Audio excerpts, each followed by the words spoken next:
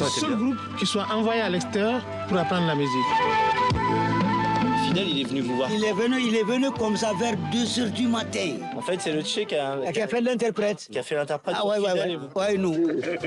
Et là, le premier groupe africain afro-cubain était né. Et ce groupe d'étudiants maliens devient tout d'un coup l'emblème des relations entre Cuba et l'Afrique. J'avais beaucoup de cheveux, mais les cheveux ont fait comme ça. Ça a été une explosion dans le monde, et particulièrement en Afrique. Bonsoir Pascal. Bonsoir Mohamed. Africa Mia sur ce groupe mythique qui a tourné pendant 18 ans. Oui. Alors c'est un peu un Buena Vista social version africaine. Nous sommes dans les années 60, les États socialistes s'entraident, Cuba invite 7 jeunes Maliens qui sont des étudiants en musique et ça y est, il crée Las Maravillas de Mali et c'est un tournant dans l'histoire de la musique parce que c'est le premier groupe afro-cubain. Maintenant ça a l'air normal mais à l'époque ça n'existait pas. Alors Africa Mia c'est d'abord un documentaire qui n'aurait pas existé sans l'entêtement du réalisateur Richard Mille. Voilà, il a traqué les 7 musiciens à La Havane, à Bamako, etc. Et puis c'est aussi un disque puisqu'ils ont réenregistré leur chanson phare grâce à Bonkana Maïga qui était leur chef d'orchestre, leur leader qui est aussi un immense artiste et que nos téléspectateurs d'Afrique TV5 Monde Afrique connaissent bien puisqu'il a son émission Star Parade. Je ne vous en dis pas plus et je vous emmène à leur rencontre à Paris. Diarra violoniste, Dramane Coulibaly flûtiste. Voici le dernier survivant de ce groupe mythique, Las Maravillas, créé par des étudiants maliens à Cuba au début des années 60. Je voudrais avoir une pensée pour mes compagnons qui sont partis. On aurait dû être ensemble, tous les 7 ce soir, pour fêter. Les 7 musiciens maliens découvrent les rythmes latinos à Cuba. Ils s'en inspirent pour créer une nouvelle musique. Las Maravillas devient le premier groupe afro-cubain de l'histoire et ils font danser de La Havane à Bamako.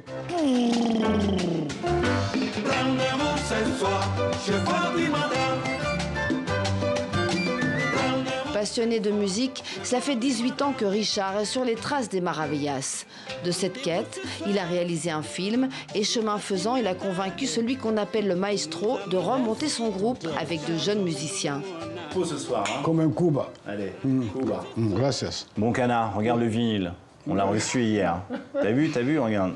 Toi, en 2018, et toi, en 1965. Oui, ça c'est moi de 20 ans, et ça c'est moi de 70 ans. Ah, je sais pas. Il y a une grande différence. Voilà, il montre ça, et lui, il montre pas sa photo. Quand il était venu me voir à Paris, à Bamako, ouais, on va à Cuba, les cheveux en l'air, j'ai dit, je travaille pas avec un blanc qui se peigne pas. T'as vu? C'est pas voilà, gentil, ça. Il y en a même plus. Maintenant, ça va mieux, tu vois, c'est plus facile. Désormais seul à bord, Bonkana ne raterait pour rien au monde cette deuxième jeunesse. Pas même pour le poste de ministre de la Culture, pour lequel il aurait été pressenti pour le futur gouvernement démocratique malien. Un ministre confiné dans son bureau. Non, je veux pas ça. Moi, je peux aider le Mali autrement. Aujourd'hui, je parle du Mali. On dit Maravillas de Mali, l'orchestre du Mali. Il y a le Mali qui m'accompagne partout et j'accompagne le Mali. C'est 10 fois mieux qu'être un ministre. Bonkana et les Maravillas du Mali, nouvelle génération, envisagent une tournée européenne pour 2021. Rendez-vous ce soir. Au programme également, Pascal, après la musique, le cinéma, mais côté polémique, ça revient, l'Académie des Césars, que se passe-t-il? Absolument. Alors vous vous souvenez, hein, l'Académie des Césars est en crise depuis ces derniers mois. Il y a eu l'affaire Polanski, il n'était pas là à la cérémonie des Césars, mais il a quand même reçu le César du meilleur réalisateur pour J'accuse, d'où le départ fracassant d'Adèle Haenel. Toute l'équipe dirigeante a été virée parce qu'il y avait un problème de parité, un problème d'opacité. Bref.